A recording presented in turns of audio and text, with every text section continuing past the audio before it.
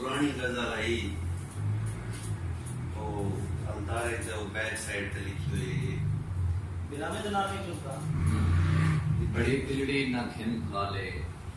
वंजन वाले वाह वाह वाह वाह बड़ी तिलड़ी ना खिन भाले वंजन वाले नहीं बंदे इमे आहदन वंजन वाले वाह वाह वाह बहुत सोहना मतला सी वाह वाह वाह उहे मूंछा उहे शामा उहे शर उहे यादा उहे मूंछा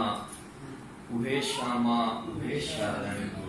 भैया मंगा आने वाले वंजन वाले वाह